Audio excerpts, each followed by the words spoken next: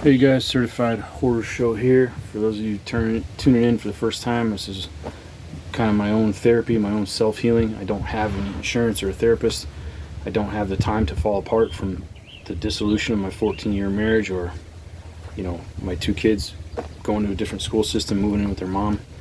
Me not having guaranteed access to them, another man being a part of my children's life that is really scheming to replace me and to win access to their mother by wooing the kids. There's a lot of emotional things going on in me.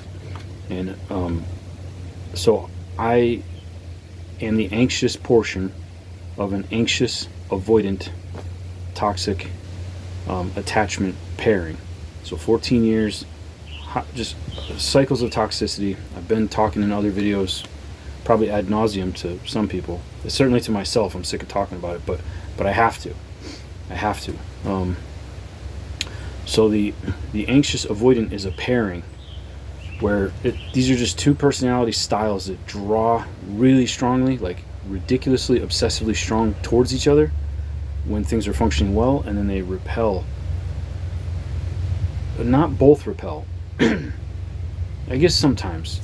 Not usually both repel at the same time. So it's like this is the avoidant partner that wants space, and this is the anxious partner that wants reassurance. You're still mine, you're still mine, you're still mine, you're still mine, right? The needier this partner gets, the more emotionally exhausting they become to this partner, who spends all of their emotional currency, their emotional energy is spent ruminating in their head and maintaining their anxious state, their anxiety about closeness, about attachment, their fears. They're very fear-based people. And I've been learning a lot about the driving force of fear through grazing goats, believe it or not, because the goat can't speak and tell you it's this or it's that or it's the other thing. A human being can tell you 5 things. You can be like, what's wrong? And they'll just say something to get you to shut up. The reality is they don't even know what's wrong. What's wrong is you're too in their face. You're causing them to come into connection with their emotions, and that's historically been dangerous for them because they have a certain wound from childhood. Now, so the anxious and the avoidant, okay? So the childhood wound of the anxious is betrayal trauma and abandonment from a primary caretaker. And the primary childhood wound or trauma from the avoidant partner is not having been abandoned by the caretaker. It's been being dismissed, minimized, pushed away, brushed under the rug, having their emotional needs not met. So their physical needs, mom and dad were there, but maybe they were at work all the time. Maybe they were an alcoholic. Maybe they were narcissistic, and they required that this child serve them. There's shades of gray in like a scale spectrum, whether you're talking about a fearful avoidant or a dismissive avoidant, and they can toggle back and forth. For instance, I can provoke my spouse to go from FA to DA. And there's a Jekyll and Hyde feeling there, because the FA is a fearful avoidant, is a nice, friendly service type, a waitress type. Hey, how are you doing? Like, can I get you anything? Do you want more coffee? Do you want more of this? You want another helping of whatever we're eating tonight? Like, okay, sweetie. That is the normal, like, oh, this is, for me, it's been, oh, this is my wife, things are going good. She's a fearful avoidant this is ex-wife, we're divorced, we filed for divorce. She's a fearful avoidant when we're getting along well, when there's peace in the home that we don't share anymore. When we're in conflict, which is their primary fear, when we're in conflict, they become a dismissive avoidant, which is a very cold, get away from me, leave me alone. It's a stone wall, it's a stoic. They pretend that they're not feeling a tremendous amount of feelings, but they are. And they need to retreat. Because they're putting on a game face, they need to retreat and get back to privacy where they can veg out, have a meltdown, cry, distract, medicate, get drunk, whatever it is. Now, today I popped off. It's harder for me to learn about me than it is for me to learn about her, because I am subjective and she's objective. I've been observing this woman for 14 years. I haven't really been observing me. I've been subjecting me for all my life. And it's confusing when you're in it. When the observer is in the experiment, it's not a very good experiment. But that's what it's like to try to self-diagnose. Now, I found out today, or not found out, but really I was triggered, I was pushed, provoked, and I went the full Monty of popping off. And like in an attack, you get fight, flight, freeze, and fawn. So what triggers me is being replaced by another man. Okay, so if this is my wife, then she's mine and I'm hers. So if she's got interest in another man, or in this case, she has a boyfriend, and I mean, she's not cheating on me. We've broken up, and I know who the guy is, and I approved of it. And I don't really approve of him being around our children. I think he knows what kind of injury he'll sustain if he does anything bad to them. But the feeling that my family is abandoning me because they like this guy, because he's nice. I'm not nice. Nice people don't pretend to like you if they don't like you. Nice people don't tell you what's really on their mind if what's on their mind isn't something nice. Remember that saying? If you can't say something nice, don't say nothing at all. So, yeah. They'll think bad of you. They'll pretend to be your friend. They won't say anything at all. If I've got a problem with somebody, they'll know about it. I'm not a nice guy. But you'll know where you stand with me. I won't do you wrong. I won't lie to you. You'll be able to trust me. You might not like what I say to you. And I'm not out to hurt your feelings. But if you ask me a question, I'm going to answer it without lying. And if you want to come to my house and do business with me or be in some kind of partnership, if it doesn't work for me, I'm not going to lay down and be a people pleaser. I'm going to say, no, I don't think so. So that comes off as not nice. I just gave my children each a piece of land, one with a house, on the day that my grandfather died, and I had just a big family meeting crisis. So one of the hardest days that I've had in a long time. And my daughter's like, oh, I like so-and-so, the boyfriend. He's such a nice guy. Well, when's he going to give you a house? That eats me so deeply. So deeply. We got married over an accidental pregnancy. I stayed with this woman that was not good for me in so many ways. It was so hurtful to me to raise these children. And here's my child, not saying, love you, Dad, saying, yeah, I really like that other guy. That guy that Mom likes. Okay, so today, my ex, who is into music, and this guy that she's with, he's a musician. They're both into singing and writing songs and karaoke, and he plays guitar and drums, and he's talented. I'm not saying he's not talented. And I can't compete with that. She wanted me to read a song they wrote together. That was a massive trigger to me. Massive trigger. It provoked my jealousy. It provoked my envy. It provoked my no, I don't want to freaking know about your love song. Your lovey-dovey crap on Facebook that is embarrassing me to everybody I know. And, my grandmother's dead, but my ex really loves my grandmother, or loved my grandmother. That was part of the reason why I married her. Because I've broken up with girls over how they felt about my grandmother. And her and my grandmother got along like peas in a pod. Well, now she's seeing another man while still married to me, not waiting for the divorce. And they could be private. They could have their little love affair by text message, just like I'm talking to other women by text message. I don't put it on anybody's public view.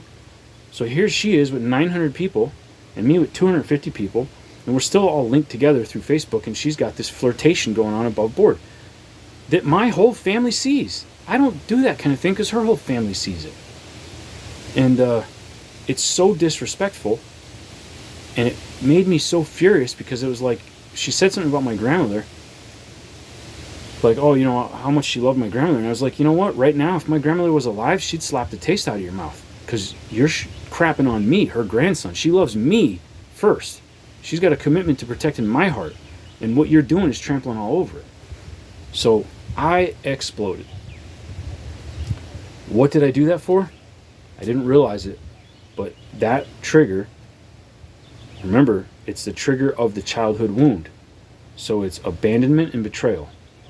You're not going to be there for me when I need you, and then you're going to replace me with somebody else. And in my case with my mother, she was always back and forth, in and out. So when your new man is trying to kill you, you're going to run behind and hide behind my back, and I'm going to have to supposedly fight this guy. Or when your car breaks down and he's not competent, he's going to put up the money, but you're going to come to me and I got to fix the car. And then he's going to call and call and call to make sure you're not messing around with me. Like, that's this in and out, like where I still need both of you. I don't love you anymore. I love him now, but he can't meet all my needs, so I'm going to still come to you for this. I can't live like that. This is why I have to do a no contact, cut you off boundaries. Like, no, you got a car problem, you go freaking pay for it. But I have a terrible time doing that because that's the car my kids ride around in. So if that car's broke or it's got bad brakes or bad wheel bearing, my kids are riding it. So I actually still have to kind of service her needs. Even though her freaking, musician boyfriend is incompetent and he's trying to compete with me for her. And I don't even really want her back. But I'm trying to demonstrate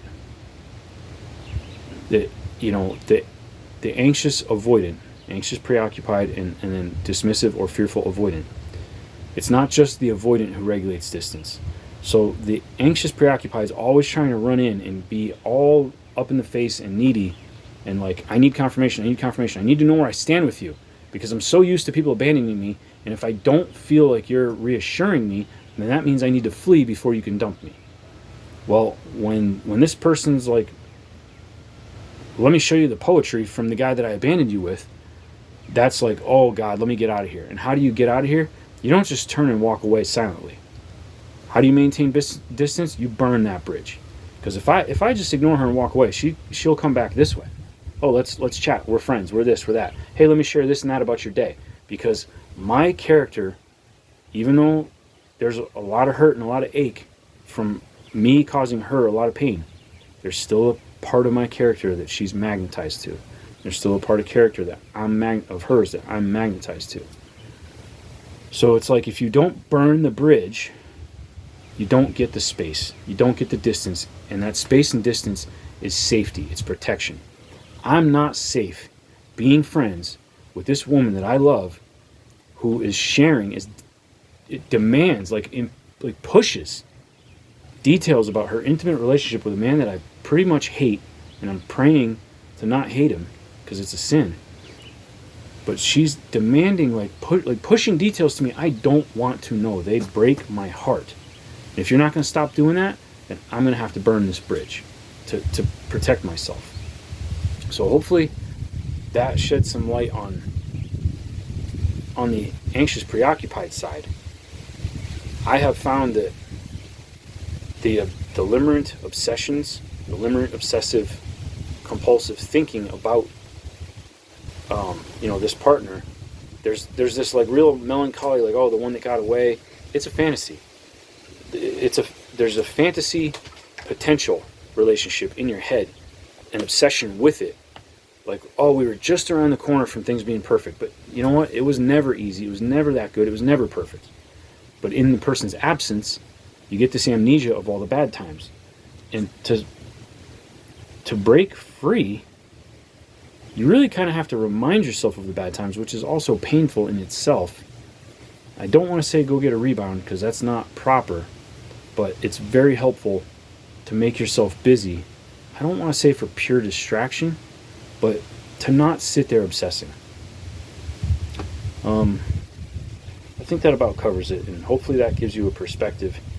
I don't know what it's like to be the avoidant.